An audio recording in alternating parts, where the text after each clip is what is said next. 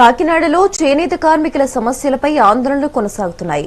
CM Chandrababu ఎన్నికల సమయంలో చేనేతలకు 25,000 రూపాయలు ఇస్తారన్న హామీని 2 సంవత్సరాలు గడిచినా నెరవేర్చలేదని పప్పు దుర్గా రమేష్ మండిపడ్డారు.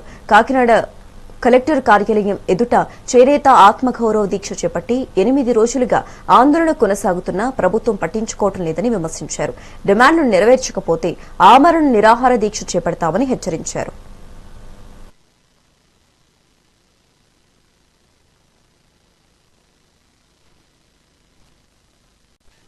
ఇప్పుడు చేనేత సహకార సంఘాల జేఏసీకి కన్వీనర్గా ఉన్నాను. గత 8 రోజులుగా మేము అంటే ఈ నెల 13వ తారీఖు నుంచి ఈ రోజు దాకా మేము నిరాహార దీక్ష మా చేనేత సమస్యలపై మేము జరుపుతున్నామండి. దానికి ప్రభుత్వం ఏమాత్రం కూడా స్పందించలేదు. ఇది చాలా బాధాకరమైన విషయం. అంటే చేనేతలు అంటే లెక్కలేనితనంగా ఉంది ఈ ప్రభుత్వం. ఈ ప్రభుత్వాన్ని మేము గెలిపించి ఈరోజు ఈ ప్రభుత్వానికే మేము ఈ రిలే నిరాహార దీక్ష చేయడం అనేది చాలా సిగ్గుచేటండి. పోనీ ప్రతిపక్ష పార్టీ చేసింది అంటే ప్రభుత్వం స్పందించడానికి ఒక అర్థం ఉంది. అధికార పార్టీలో ఉండి కూడా మేము దీక్ష చేస్తున్నామంటే ప్రభుత్వం కొంచెం కూడా స్పందించకపోవడం చాలా బాధాకరమైన విషయం. కాబట్టి మీరు చెప్పిన ప్రకారం 13వ తారీఖు 20వ తారీఖు దాకా రిలే నిరాహార దీక్షలు, తదుపరి ఆమరణ నిరాహార దీక్ష చేస్తామని చెప్పేసి ఆల్రెడీ మేము అనుకున్నామండి. దాన్ని ఎట్టి పరిస్థితుల్లో ఆపే ప్రసక్తి లేదు. రేపు నుంచి ఆమరణ నిరాహార దీక్ష చేస్తాము. కానీ అది ఎక్కడనే ఏంటనేది మేము ఆల్రెడీ ఆలోచించుకున్నాము. అది మేము నిరాహార దీక్ష స్టార్ట్ చేసిన తర్వాత అప్పుడు మీడియా మిత్రులకు మిగిలిన వాళ్ళకి మేము చెప్తామండి. దీని గురించి మన పప్పు దుర్గా రమేష్ గారు. ఇప్పుడు అందరికీ నమస్కారం. నా పేరు పప్పు Durga Ramesh, all India weavers federation జాతీయ అధ్యక్షుడిని.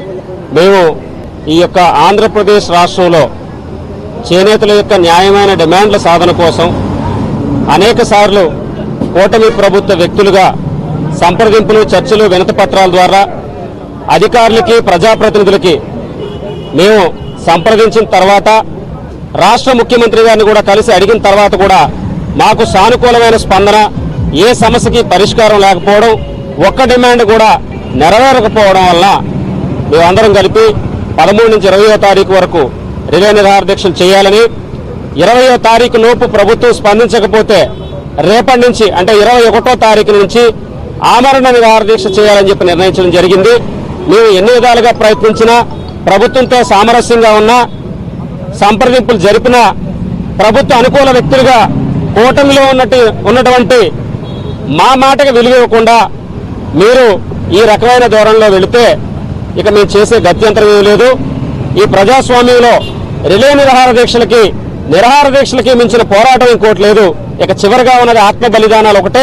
దానిలో భాగంగానే ఆమరణ నిరాహార దీక్ష చేయాలి. మేము చచ్చే వరకు వెయిట్ చేస్తారా లేదా మీరు డిమాండ్లు నెరవేరుస్తారా అనేది రేపటి నుంచి ప్రభుత్వంతో తేల్చుకుంటామని చెప్పి సందర్భంగా తెలియజేస్తాం.